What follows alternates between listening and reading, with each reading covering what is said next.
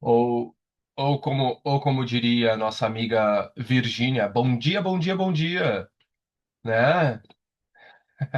Bom dia, Rafa. Bom dia, Nádia. Bom dia, Aslin, Gabriel, Adriana, Sheila. Bem-vindos à nossa aulinha de hoje. Vamos com tudo, né? Opa, peraí.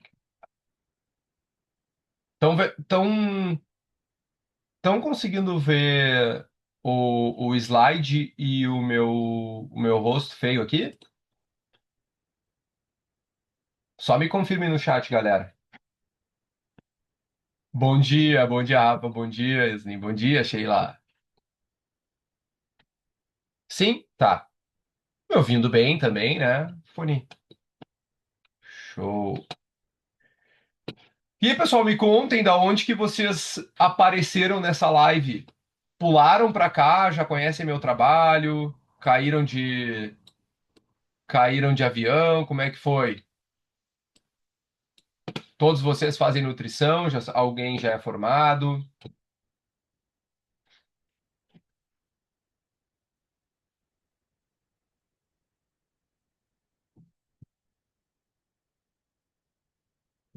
Ai, que estranho tá isso aqui, peraí. Meeting, tá. Agora sim. Sou. Ai, agora eu consegui. Sou formado pelo Instagram, entrei no grupo, sou formado, sou estudante, vim do grupo de estudos pelo Instagram e estou indo. Ah, quinto período! Então já vamos começar os estágios, né? Yaslin, nosso famoso estágio de Guan. Famoso estágio de Guan. Tá preparada? É, Guan é pesado. Guan é pesado. Deixa eu abrir aqui. Galera, vou me apresentar aqui rapidamente para quem ainda não conhece meu trabalho. Então, meu nome é Fabrício de Grandes, eu sou formado em nutrição pela Universidade Federal de Pelotas, sou formado em educação física também pela Universidade Federal de Pelotas, trabalhei muito tempo com a educação física aqui na cidade, tive academia, muitos alunos de personal, enfim, né? Trabalhei com esporte também. E atualmente, com a minha formação em nutrição, as especializações, as, o mestrado, o doutorado, certo? E, e a docência, hoje eu sou docente universitário, então muito provavelmente alguns de vocês, inclusive, vieram, né, por causa disso. Seguidamente aparecem muitos alunos meus aí da faculdade onde eu dou aula em pós-graduação também. É, Além disso tudo, né, além das graduações, das especializações do mestrado, doutorado, eu também trabalho, então essa vai ser o lance da coisa, né? Eu trabalho também como nutricionista clínico esportivo, certo? Então, hoje, uma coisa que eu sempre penso assim, ó, vou montar uma aula para os meus alunos, o que que eu penso? Cara, apesar de eu parecer velho, não sou tão velho assim, tá? Eu tenho 34 anos, então não faz tanto tempo que eu saí da faculdade. Então, eu sempre penso assim, ó, o que que eu gostaria de ver quando eu era estudante? Cara, eu gostaria de ver um professor que tivesse uma formação também prática, né, clínica.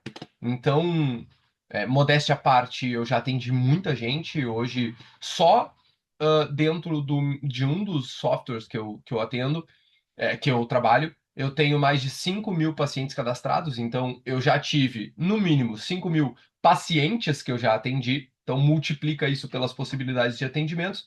Então, eu me considero um cara com uma boa experiência na prática clínica também.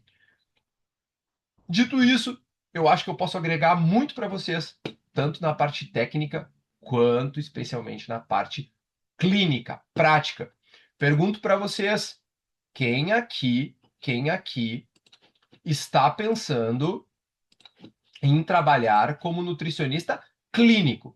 Ah, clínico esportivo? Clínico que trabalha somente com doenças específicas? Não sei, não é isso que eu quero saber agora. Eu quero saber quem quer ir para a clínica, quem quer ter um consultório, atender pessoas. Quem está pensando nisso, pessoal? Independente de já ser formado ou não ser formado, me conta aqui no chat.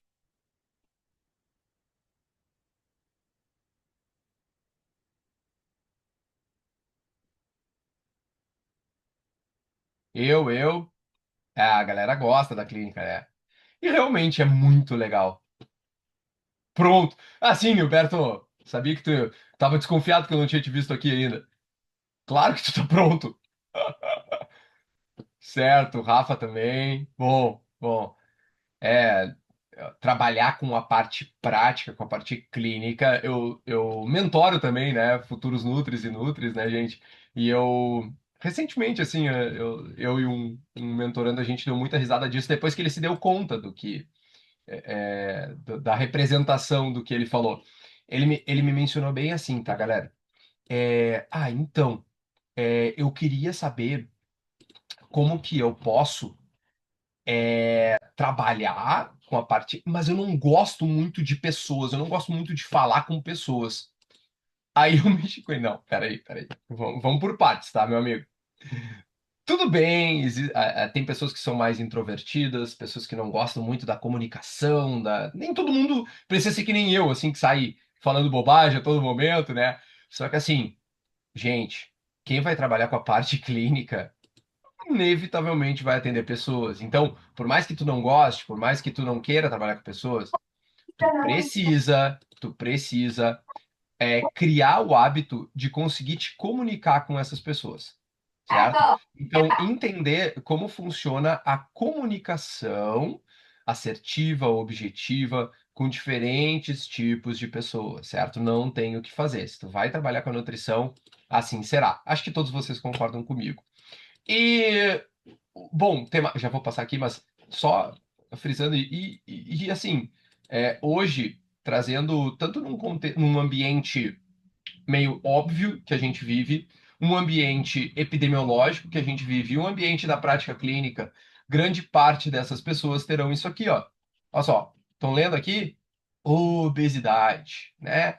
Que doença filha da mãe que a gente vai acabar tendo que tratar muito no nosso consultório. Muito, muito mesmo, tá? Então vamos lá. Hoje a gente vai entender como se prescreve dieta, adivinha, na obesidade. Primeira coisa para entender isso, né? Eu tracei para vocês uma linha do tempo de como funciona. Eu estou na frente aqui do nosso querido Wilbur Archwater, né? Então, desculpa, do Harris. Então, o que que acontece, pessoal? Hoje, a gente entende o gasto energético humano, obviamente, muito melhor do que a gente entendia lá na origem da bioenergética, com o nosso famoso, com certeza vocês já viram isso na faculdade, né? Famoso Lavoisier, pai da química moderna, né? Onde ele já fazia experimentos, media consumo de oxigênio, produção de gás carbônico em animais. E hoje a gente entende muito melhor em 2025 em comparação com o século XVIII. Porém, a gente tem um grande problema. A gente ainda não consolidou algo 100% validado para definir exatamente em consultório o quanto que um sujeito gasta de caloria. Vocês já vão entender por que que eu estou falando isso, certo? Mas isso tem que ficar muito claro para vocês. Dito isso, a gente passou por diferentes fases, principalmente com o Hubner iniciando também, consolidando, né, a ideia de mensurar as quantidades de energia, e o nosso famoso Wilbur Archwater. Quem foi o Wilbur Archwater? Eu tenho dificuldade para falar o nome dele. Foi o cara que criou o famoso calorímetro humano. Além disso, ele criou um conceito que eu acho que vocês conhecem. Eu acho, tá? Vocês já ouviram falar? Aqui, ó, entre nós, tá, pessoal? Todo mundo tem o direito de dizer que não sabe ou que sabe. E tá tudo bem. Aqui tem estudante, aqui tem recém-graduado, tem o professor que vai ajudar vocês. Então eu pergunto para vocês, e sem vergonha nenhuma de me dizer, quem aqui conhece o que são os fatores de Artwater? Quem aqui conhece? Me diz sim ou não? Conhece ou não conhece? Me fala aí, galera. Quem conhece, quem não conhece os famosos fatores de Artwater? Não conheço. Tudo bem. Não conheço, não conheço. E se eu disser para vocês o seguinte, vocês sabiam que uma grama de carboidrato tem aproximadamente 4 calorias? Vocês sabiam disso? Se eu perguntar isso para vocês, vocês sabiam disso? Aí sim, né, Nath? Né, Joyce? Tá, então tá. Então tá, então vocês conhecem os famosos fatores de Artwater, gente. Gente, Artwater, ele determinou o valor calórico médio dos macronutrientes que a gente usa até hoje. Ai, como é que se diz? Ultrapassado. Não, gente, é porque essa validade, ela segue, certo? Então, é muito engraçado quando a galera que não entende de nutrição, né? Ai, como se caloria fosse tudo. Gente, não é que é tudo. A gente parte de um pressuposto energético para trabalhar com um modelo dietético, certo? E a fisiologia, pelo menos dentro de um contexto com períodos que não envolvem extinção em massa, evolução genética bizarra, a fisiologia ela segue a mesma. Então, a partir do momento que o sujeito ele conseguiu descobrir que o nosso corpo metabolizava aproximadamente para cada grama de carboidrato 4 calorias, para cada grama de proteína 4, para cada grama de gordura 9, e tem mais uma coisa aí que tem caloria, hein? Essa eu duvido vocês adivinharem. Qual é o outro, qual é o outro elemento? Qual é o outro elemento? O único, porque a gente tem quatro: carboidrato, proteína e lipídio.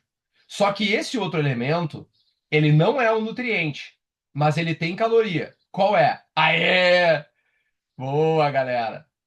Acertaram. O pessoal no chat está acertando. A Ismara, Niberto, isso aí. Pessoal, o álcool também, para cada grama, a gente tem 7 quilocalorias aproximadamente. Eu tô vendo que vocês estão gostando muito da live, tá? Tô vendo aqui a interação no chat. O que que vocês vão fazer para a gente é, é, levar mais adiante essa informação, tá? Para a gente levar mais adiante essa informação. Cadê? E eu sei que vocês vão gostar disso. Quem é que não gosta de presente? Quem é que não gosta de presente? Ué, cadê meu livro? Pessoal, pessoal, esse aqui é o meu livro. Esse aqui é o meu livro. Peraí, deixa eu ver se está aparecendo. Opa, aqui, ó. Hipertrofia muscular, da nutrição à suplementação, tá? Da nutrição à suplementação. Olha só, eu vou deixar esse slide aqui. Eu vou deixar esse slide aqui com essa minha cara feia aqui. Vocês vão dar um print nesse slide. Acompanhe o que eu tô falando. Vocês vão dar um print nesse slide. Tá? E vocês vão postar no story de vocês e me marcar. Certo?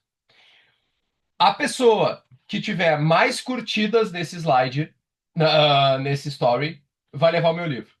Sem gasto nenhum, obviamente. Eu vou enviar, ó, físico e autografado. Certo? A pessoa que tiver mais curtidas no story que postar vai levar o meu livro para casa. Valendo. Quem é que vai participar disso? Estou gostando que vocês estão participando aqui, então quem postar um story agora, printou, não precisa ser não precisa ser desse slide, tá, galera? Pode ser qualquer outro agora da aula. Printa, posta, mas me marca, né? Senão não vou ter como acompanhar isso. Me mostra, ao final de 24 horas, vocês vão me mostrar as curtidas que tiveram. Quem tiver mais curtida nos stories, leva o livrinho para casa. Bora, tá? Vamos participar dessa. Gostei, gostei que vocês estão bem focados aqui. Então vamos lá. Esse é um livro, obviamente, exclusivo para Nutris e futuros Nutris, tá, pessoal? Ele é um livro de prescrição de dietas, tá? De cálculo dietético, de prescrição de suplemento. E não é para leigo, é para nós, tá? Depois, a gente passou, né, por um refinamento. Aí todos vocês já ouviram falar dos queridos, né? Hoje eu sei que é motivo de deboche. Ah, o cara usa Harris e Benedict, né? Pô, a fórmula lá de 1919. Mas eu quero que vocês imaginem professores, pesquisadores, Arthur Harris e Francis Benedict, há mais de 100 anos atrás, criando uma fórmula, certo? Específica para calcular metabolismo basal. Nós estamos falando de 105 anos atrás, pessoal. Então era o que tinha. E aí foi chegando mais perto e a gente conseguiu chegar nas famosas fórmulas preditivas, né? Aproveitei para citar aqui Mifflin-Santior, porque hoje é uma das fórmulas que mais tem validade para pessoas com obesidade. E é claro que a gente tem vários pontos positivos dessas fórmulas para calcular gasto energético. É claro que a gente tem vários pontos positivos para calcular gasto energético, certo? E a gente tem pontos positivos, a gente também tem pontos negativos. Os pontos positivos obviamente, uma base científica robusta, são baratas, literalmente o custo é zero, né? Porque a gente consegue assimilar elas em qualquer lugar da internet, ou mesmo daqui a pouco quer usar algum software, algo do gênero, né? Dá para usar também, como o Dightbox, por exemplo, né? São ajustáveis, né? E grande base para grandes grupos populacionais. Então, por exemplo, a gente tem Mifflin Santior, como eu mencionei, tendo certa validação para sujeitos com obesidade, ao mesmo tempo que a gente tem as fórmulas vamos lá, Tinsley, né, uma fórmula bem conhecida, sendo utilizadas, por exemplo, para sujeitos ativos fisicamente, certo? Com um percentual de gordura um pouco mais baixo. Então, a gente tem uma grande base para grupos populacionais também. Agora, a gente tem problemas, né, pessoal? Obviamente, elas não são de todo agrado a todos. Então, por exemplo, são estimativas, como toda boa estimativa tem viés. São para populações específicas, então não adianta tu achar que a mesma fórmula que tem uma validade para pessoa com obesidade, lembrem que o curso hoje é sobre pessoas com obesidade, como um Mifflin Santior, a gente vai sair utilizando para adolescente eutrófico, né, galera? Algumas não consideram composição corporal, o que muitas vezes pode acabar sendo um problema. Acaba que muitas vezes, né, como é que eu posso dizer assim, elas acabam perdendo a validade com o passar do tempo, né? Então, por exemplo, Harris Benedict, né, acabam querendo ou não, por mais que a gente tenha que valorizar o trabalho que foi feito na época, elas têm uma superestimação, por exemplo, em pessoas com obesidade, de 15% até do gasto energético delas, certo? Então, acaba que a gente também tem muito ponto negativo. O fato é, quando a gente chega numa fórmula, a gente basicamente parte de alguns pressupostos. Por exemplo, a gente, como eu mostrei para vocês, é, as fórmulas são baseadas em padrão ouro. O que é um padrão ouro, pessoal? Padrão ouro é quando a gente chega muito próximo de uma validade real daquilo.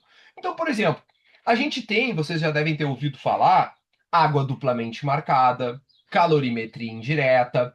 Estes são padrões que são utilizados em pesquisas clínicas e são considerados padrões ouro para análise de gasto energético. Agora, as fórmulas não são consideradas um padrão ouro, mas muitas vezes, o que que existe nos trabalhos? O que que existem nos trabalhos, nas pesquisas científicas? Um comparativo entre um padrão ouro e a fórmula que foi criada para aquela população. E dentro desse comparativo, a gente chega numa probabilidade de, a fórmula tem uma subestima em tanto nessa população, superestima tanto nessa população. O que que eu quero dizer com isso? Muitas vezes, saindo agora um pouco do escopo da obesidade, vocês vão precisar entrar em base de dados, claro que, como vocês sabem, a gente vai ter várias aulas ainda gratuitas ali no grupo, então se mantenham no grupo, né?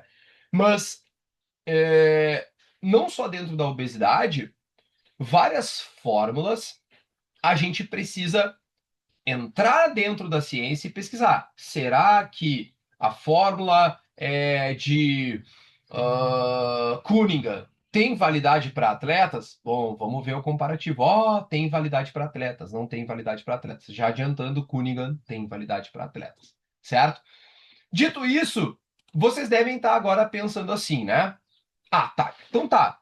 Professor, se as fórmulas, algumas não têm validade, outras têm, elas fogem das estimativas, algumas acertam, outras erram.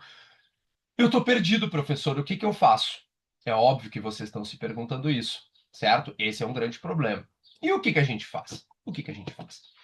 Basicamente, quando a gente está falando de pessoas com obesidade, aqui sugiro bastante até que vocês. Bom, vocês vão. Devem estar dando print nos slides, né? Mas sugiro bastante. Esse aqui é bem legal, porque esse slide ele é baseado em pesquisas acadêmicas, né? Onde existem comparativos que mostram, ó, para crianças e adolescentes as fórmulas da OMS ou de Schofield, né? Para idosos, Miller, né? Schofield, para atletas Cunningham, principalmente aqui usa massa magra, para pessoas com obesidade Mifflin, Mifflin Sandior, no caso, né? Que é o que a gente vai trabalhar hoje, certo? Dito isso, essa é uma possibilidade. Então, a gente utiliza a fórmula para calcular taxa metabólica. Aí, aquele clássico, né, galera? Acredito que todos aqui já tenham uma mínima noção disso. Multiplica pelo fator de atividade física. Mas, em pessoas com obesidade, a gente tem outras probabilidades também. Outras probabilidades também. Por exemplo, essa aqui eu não quero que os meus pupilos aí, né, que estão tendo as aulas comigo, usem. Inventar, pô, inventar não. Apesar que eu sei que tem muita gente que inventa. Mas uma possibilidade, pessoal, que eu uso e eu sugiro muito que vocês usem com pessoas com obesidade é o famoso rastreio. O que que é o rastreio? Vamos lá. Então, o que que a gente precisa para calcular uma dieta? O que que a gente precisa para calcular uma dieta? Quando a gente quer calcular uma dieta, primeiro a gente tem que descobrir o GET. O que que é o GET? O GET é o gasto energético total dessa pessoa, certo? Para descobrir o gasto energético total dessa pessoa, a gente pode rastrear, certo? Ou a gente pode. Opa, a gente pode rastrear, ou. Peraí que eu saí do slide aqui.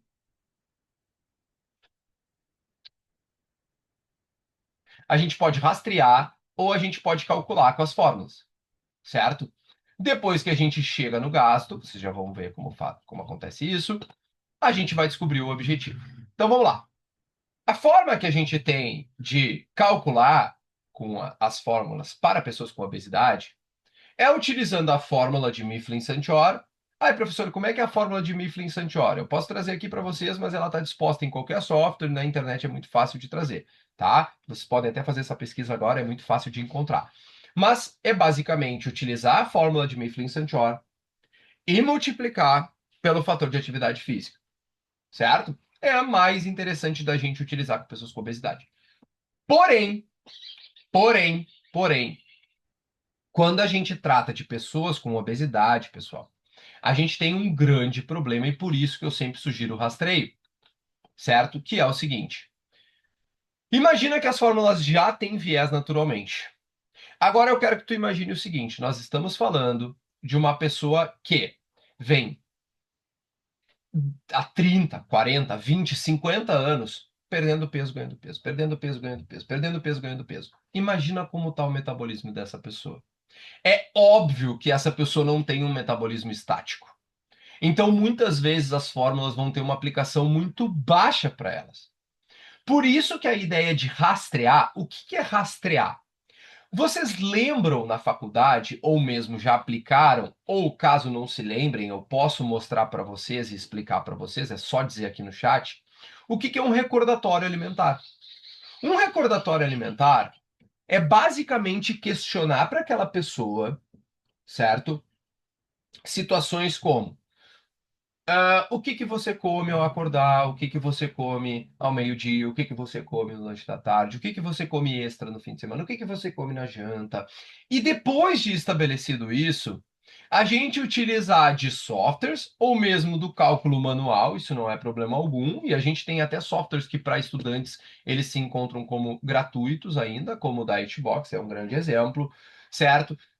E dentro desses softwares, ou mesmo na mão, ou mesmo numa planilha de Excel, onde quer que seja, através do recordatório eu descobri o quanto que aquela pessoa vem comendo, certo?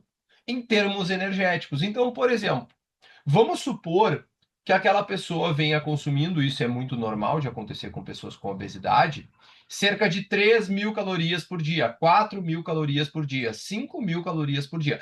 A gente assume a partir daí que essa pessoa está tendo um consumo, certo? Essa pessoa está tendo um consumo muito próximo do que ela vem gastando. A gente assume esse pressuposto e vamos supor que dentro dos cálculos que a gente fez, né, essa pessoa vem consumindo ali cerca de 4.000 calorias por dia. A partir do momento que a gente está falando de uma pessoa com obesidade, o objetivo muito provavelmente é perder peso, né? Então a gente vai descobrir o objetivo e dentro dessas 4.000 calorias, um exemplo, né, galera? A gente vai reajustar a dieta com o déficit calórico proposto, que eu já vou explicar para vocês qual que a gente vai utilizar dependendo da pessoa com obesidade, e reorganizar os macronutrientes conforme as recomendações que a gente tem. Então, por exemplo, a gente vai trabalhar com uma deficiência calórica, com uma restrição calórica de 1.000 calorias, a pessoa vem consumindo 4.000, eu ofereço 3.000. A gente vai trabalhar com uma deficiência calórica de 1.500 calorias, a pessoa vem consumindo 3.000, a gente oferece 1.500 calorias, certo? E dito isso, dentro do objetivo, onde, em grande parte, certo? A gente vai estar falando de pessoas com obesidade que estarão buscando, obviamente, o emagrecimento, inclusive acima de qualquer coisa. Por quê? Pessoas com obesidade, o foco do tratamento sempre será a perda de peso, certo? O que que tu quer dizer com isso, professor? Porque com a perda de peso, a gente vai oferecer resultados realmente plausíveis para ela. Ou seja, a pessoa tem esteatose, a pessoa tem hipertensão, a pessoa tem diabetes, muitas vezes tudo isso junto. A perda de peso tem uma influência gigantesca em todos esses aspectos e a gente sabe muito bem disso. E quando a gente fala de emagrecimento, galera, existem confusões, principalmente em redes sociais, muito grandes, e eu quero alertar vocês. Por que que eu trouxe isso aqui? Eu preciso muito que vocês entendam que lipólise é uma coisa, beta-oxidação é outra. Ou queima, ó, olha só esse nome, ó. Queima de gordura. Beta-oxidação e queima de gordura é a mesma coisa. E emagrecimento é outra. Então vamos lá. Lipólise e beta-oxidação são dois conceitos bioquímicos envolvendo a utilização de substrato. Enquanto que emagrecimento é um conceito morfofisiológico envolvendo a redução de gordura do corpo humano. Por que que eu estou dizendo isso? Porque tem várias coisas que promovem lipólise, promovem queima de gordura e não necessariamente promovem emagrecimento. Por quê? Porque, pessoal, o emagrecimento, o emagrecimento, ele é um fenômeno crônico e depende de um balanço energético negativo sustentado. Ponto. Lembram que eu falei lá para vocês no início? Fisiologia é fisiologia. E aqui, então, professor, tu tá querendo dizer que só calorias importam? Não, gente, é óbvio que não. É óbvio que muita coisa importa nesse processo. Mas a gente parte do pressuposto de calorias. A gente parte do pressuposto de energia. Certo? Ah, quer dizer que se o cara gasta 2.000 calorias, eu ofereço 1.000 calorias de leite condensado, ele perde peso. Sim. Isso é inteligente? Não. Óbvio que não. É óbvio que a gente tem uma estrutura a ser oferecida para isso. Então, entendam que, por exemplo, comer mais gordura aumenta isso aqui. E é uma coisa que a galera utiliza muito. Ah, mas espera aí, quando eu como um monte de gordura, eu emagreço, porque aumenta queima de gordura. Sim, gênio, calma. Tu aumenta a queima de gordura justamente porque tu tem mais gordura, ácidos graxos livres circulantes para utilizar como energia. Isso não necessariamente, isso tem que ficar muito claro para vocês, significa emagrecimento, pessoal. Não necessariamente isso significa emagrecimento, porque emagrecimento precede a ideia de deficiência calórica crônica. Beleza? Vamos lá. Dito isso, a gente obedece uma linha do tempo. Uma linha do tempo para emagrecer, certo? A partir do momento que a gente. Esse aqui é um paciente meu, tá? A partir do momento que a gente tem todo um processo de utilização de substratos envolvendo a bioquímica e entrando na ideia mais morfofisiológica da coisa, de redução da banha mesmo do sujeito, a gente precisa entender, né? A gente precisa entender que emagrecimento envolve a diminuição do teu tecido adiposo, certo? Mas que para isso, eu obedeço o pressuposto inerente à restrição calórica. Ou seja, eu preciso que o meu sujeito gaste mais caloria do que está entrando. Quer dizer, professor, ó, vou forçar isso de novo. Quer dizer, então, prof, que só a caloria que importa. Não, não e não. Porque é óbvio que desse lado aqui a gente tem, por exemplo, hormônios GLP-1, os famosos análogos de GLP-1, quem tem visto isso aí está muito em alta, né, atualmente, o Mounjaro, que é um duplo análogo de GLP-1, o Ozempic, né? A gente tem hormônios que influenciam a própria leptina, o ambiente, genética.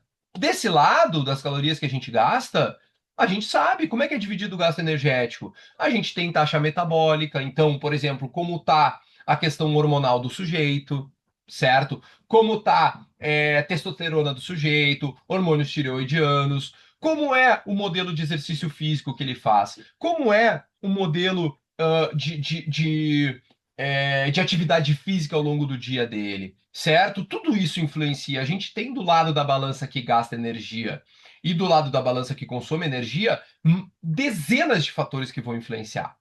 Mas no fim, a hierarquia obedece energia.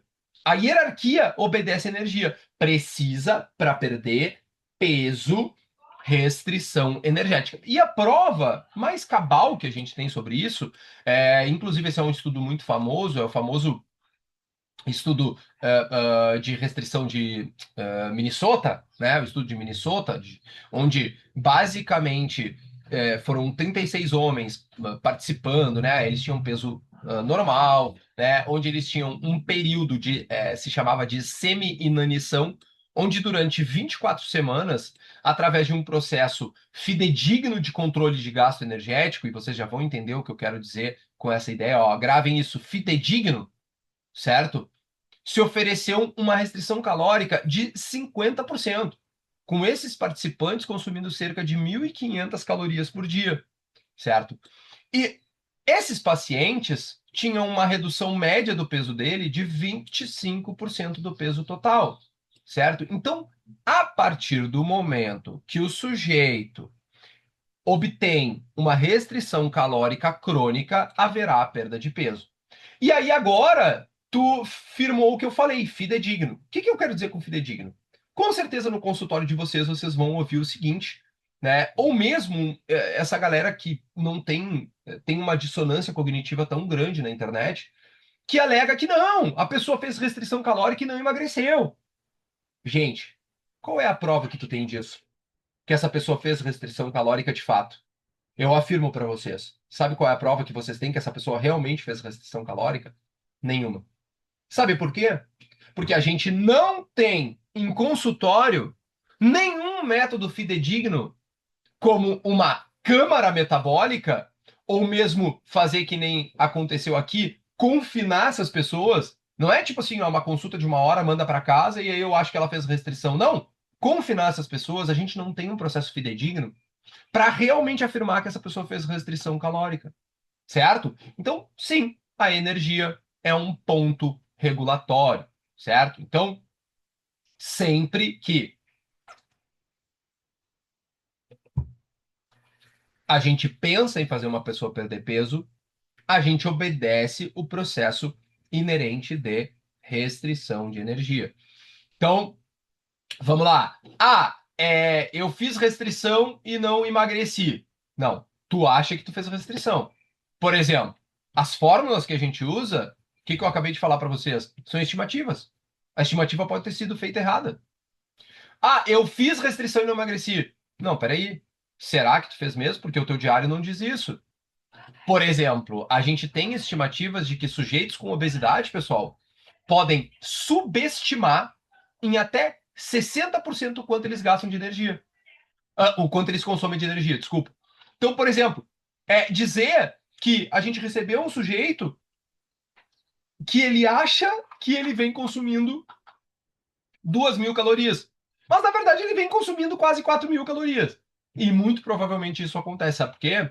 A gente tem hoje análises per capita no Brasil que mostram que o brasileiro médio, em média, consome mais de 3.000, mais especificamente 3.334 calorias por dia. Certo? E é isso, galera. A galera consome muita caloria mesmo, tá? A gente sabe disso, certo? Ah, isso quer dizer, então, aí eu vou trazer esse ponto sempre, porque eu tenho, né? Eu tenho uma cautela muito grande com isso, que às vezes isso pode ser usado contra mim. Sei que não por vocês, mas por pessoas mal intencionadas. Fabrício disse que somente calorias importam. Não, não e não. O que eu tô falando, o que eu tô falando é que a gente parte desse pressuposto. Mas é óbvio que resistência insulínica, inflamação, macros, micros, o tipo de exercício que o cara vai fazer, tudo isso importa e muito. Óbvio que determinantes metabólicos, como flexibilidade metabólica, né? Então, por exemplo, a gente tem a ideia de superalimentação, então pessoas com obesidade que acabam prejudicando a oxidação lipídica por causa desse excesso de alimentação, certo? Secreção elevada de norepinefrina, baixa secreção de norepinefrina, alta secreção de epinefrina, todo o aspecto metabólico, ele vai de alguma forma impactar significativamente, é óbvio isso, certo? Mas num contexto final, a gente tem essa imagem muito bem representativa do que vem acontecendo. E o que que vem acontecendo? O que que vem acontecendo? As pessoas estão comendo demais. Ponto. Mas é demais o quê? É muito pão? É. É muito arroz? É. É muita carne vermelha? É também. Não existe uma culpabilização de um alimento específico que nem pessoas sensacionalistas querem trazer. As pessoas basicamente estão comendo muita caloria. É isso que vem acontecendo, certo? Dito isso, quando a gente vai trabalhar com obesidade, a gente parte do pressuposto que não, obesidade saudável, esse conceito criado lá em 2011, se eu não me engano, não existe. Por que não existe, pessoal? A gente tem trabalhos consistentes mostrando que mesmo uma pessoa que tem obesidade, mas que tem os marcadores metabólicos, né? Então a glicemia tá ok, pressão arterial tá ok, ainda assim, o risco de morte por todas as causas dessa pessoa será maior, em média, né, pessoal? Óbvio, eu não estou comparando indivíduo com indivíduo, em média, do que pessoas eutróficas, certo? Então, o tratamento. Ah, isso não quer dizer que a gente precisa ir contra a pessoa. Ó, olha só, o que que a gente está combatendo aqui, hein, pessoal? O que que a gente está combatendo aqui? A obesidade. A gente não está combatendo a pessoa com obesidade. A gente está combatendo a doença e não a pessoa. O que que eu quero dizer com isso? A pessoa precisa de acolhimento quando a gente vai trabalhar com ela. E o foco principal sempre será a perda de peso.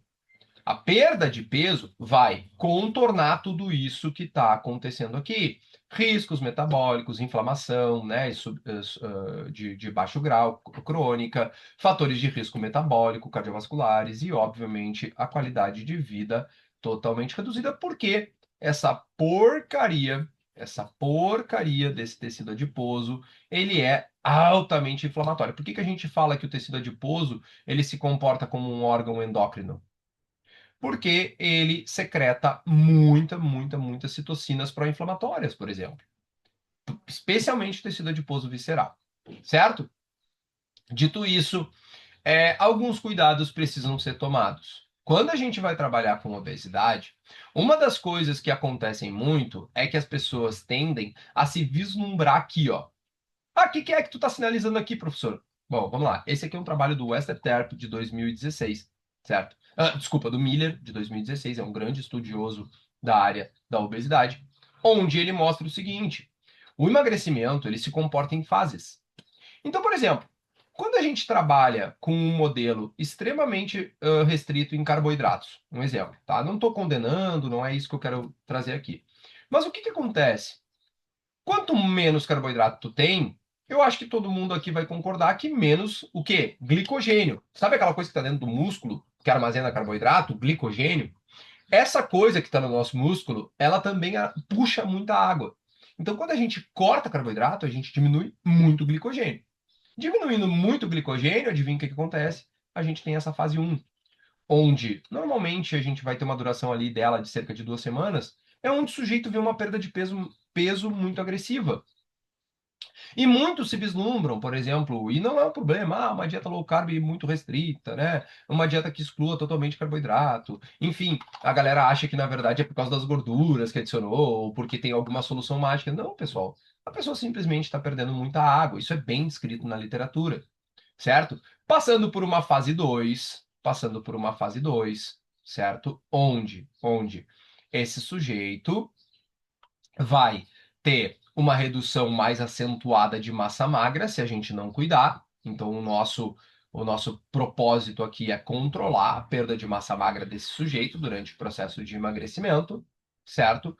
E depois uma fase 3 que normalmente a gente tem uma expectativa que ela apareça ali de 6 a 8 meses, mas isso pode acontecer somente em até 3 anos, né? A gente não tem um período muito bem estabelecido ainda, que é o famoso steady state, conhecido por muitos também como platô.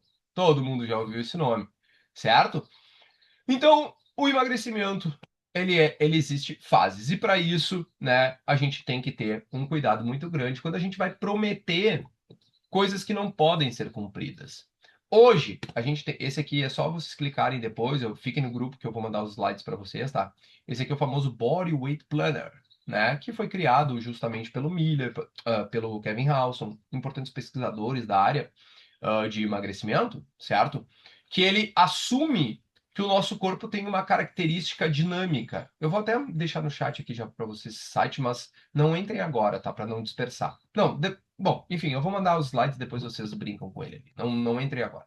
Que ele é muito simples de utilizar, muito fácil, né? E nesse Body Weight Planner, a gente assume o emagrecimento como algo dinâmico e não algo estático, como se pensa. Então, imagina assim, ó. O meu paciente, ele vai perder 1% do peso corporal dele por semana. Gente, então quer dizer que, por exemplo, o sujeito tem 100 quilos. É certo que em 4 vezes 12, né, que é 12 meses, 4 semanas, dá quanto?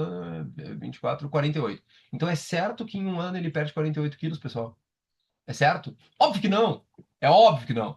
Porque a nossa perda de peso ela é dinâmica, ela obedece padrões dinâmicos, e esse site aqui ele é muito validado e ele vai utilizar estimativas. Então, por exemplo, olha, o sujeito tem 120 quilos e ele quer perder 20 quilos em cerca de 6 meses. Qual seria a oferta calórica que eu deveria dar para ele? Esse site vai te trazer isso de maneira científica, certo? E vocês podem utilizar muito ele. Não só, como eu falei, o rastreamento, não só, como eu falei, a fórmula de Mifflin-Santior, né? Mas também o Body Weight Planner. Essa é uma sacada que, ó, pouquíssimos nutricionistas no país têm e agora vocês que estão aqui têm essa sacada, certo? Mas, obviamente, né, hoje, independente de qual modelo a gente vai utilizar, a gente tem recomendações com relação ao tratamento da obesidade. As recomendações principais, né, é que a gente precisa, obviamente, de um acompanhamento nutricional envolvendo médico, nutricionista, profissional de educação física, um acompanhamento multidisciplinar. A gente precisa trabalhar com comportamento. Só nutricionista comportamental que trabalha com comportamento humano? Óbvio que não, né, galera? Óbvio que não, né? A gente vai trabalhar também com comportamento humano sendo nutricionista clínico esportivo. É óbvio que a gente vai fazer isso, né? Farmacoterapia, quando o médico julgar necessário e chegar em um acordo junto com o nutricionista. O modelo de dieta, né? Envolvendo normalmente uma dieta que, acima de tudo, olha só que importante que eu vou dizer. Acima de tudo, ela ofereça adesão do paciente, e onde a gente vai trabalhar normalmente com restrições envolvendo e dependente do peso total daquele paciente. Então, por exemplo, se a gente tem ali um paciente que ele tem uma obesidade grau 3, essa restrição de 1.000 calorias, ela pode se exceder, ela pode ir a 1.500 calorias. Agora, se a gente tem um paciente com obesidade grau 1, por exemplo, a gente pode trabalhar com a restrição de 1.000 calorias. Agora, se a gente tem um paciente com sobrepeso, a restrição pode ser de cerca de 500 calorias. Certo? Além disso, pessoal,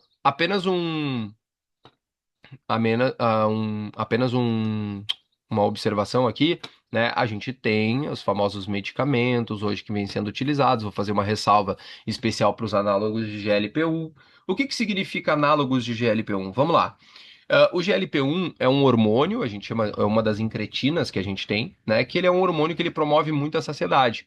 Só que o nosso GLP-1, ele é um hormônio que ele tem aquilo que a gente chama de meia-vida. O que que é meia-vida? É o tempo, né, para aquela substância reduzir praticamente pela metade a ação dela, a potência dela, a concentração dela, certo? Dito isso, o que que acontece no GLP-1 do nosso corpo?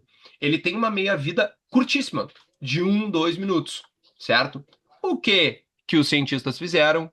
E se a gente criasse uma droga que fosse análogo a esse hormônio que promove saciedade, certo?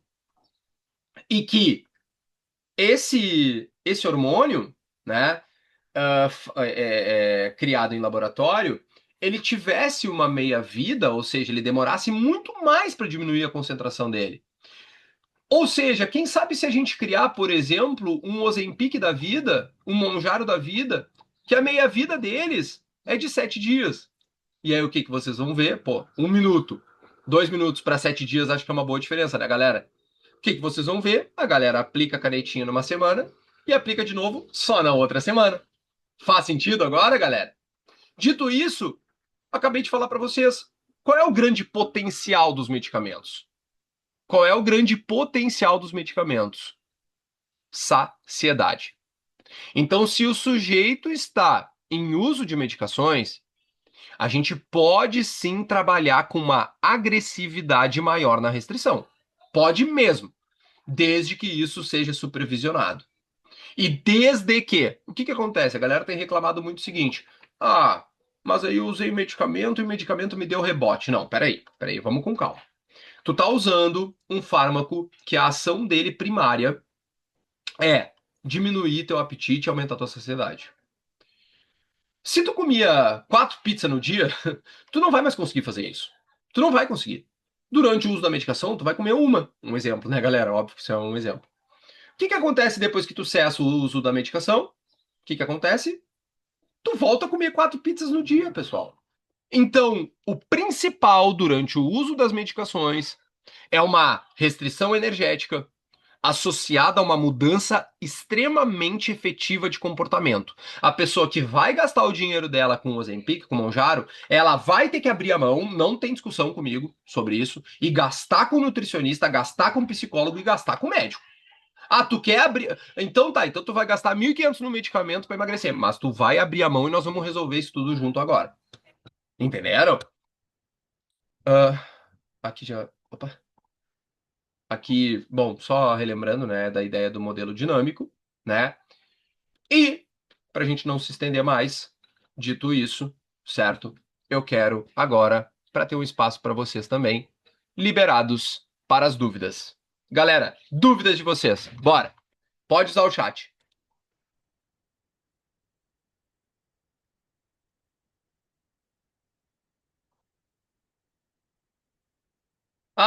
Valeu, Matheus. Ó, Matheus.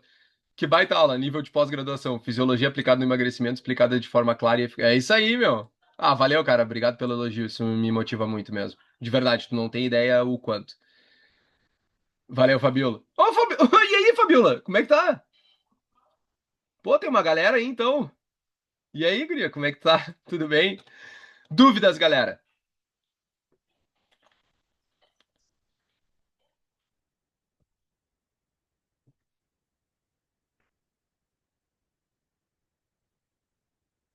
Valeu, Gilberto. Show. Estamos sem dúvidas. Já que estamos sem dúvidas, usem o chat para dizer o seguinte: qual a sugestão da próxima aula?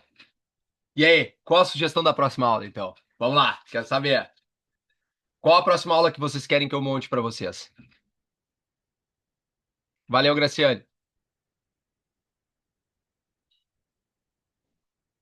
Ah, quer ganhar o livro? Tá, então tá. Compartilha ali o print de qualquer um dos slides, né? Dá um print, posta ali nos stories, tá? Aí depois me mostra só, depois de 24 horas, me mostra quantas curtidas teve, tá? Não se esqueçam disso, né?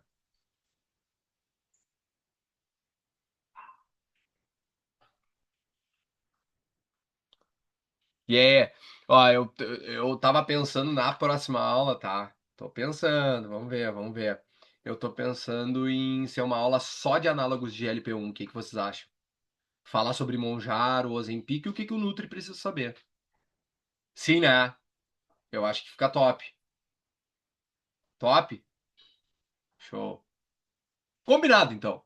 Próxima aula vai ser análogos de GLP-1. E o que que o Nutri precisa saber. Certo, meu povo? Grato pela presença, então. Muito obrigado.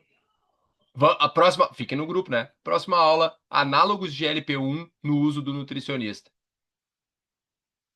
Certo, pessoal? Ah, o link do grupo. Thaís, me chama no Insta ali que eu te envio, tá? É o grupo gratuito que eu mandei o link aqui da aula. Valeu, Adriano. Feito, pessoal. Bom almoço para vocês. Brigadinho. Até a próxima. Valeu, valeu. Beijão a todos, a todas. Valeu, Mariana. Beijo, galera. Tchauzinho, tchauzinho. Até a próxima. Até. Tchau, tchau, tchau. Boa tarde para vocês. Boa quinta-feira. Peraí que eu não tô achando as coisas aqui. Como é que eu encerro aqui? Aê. Valeu, galera.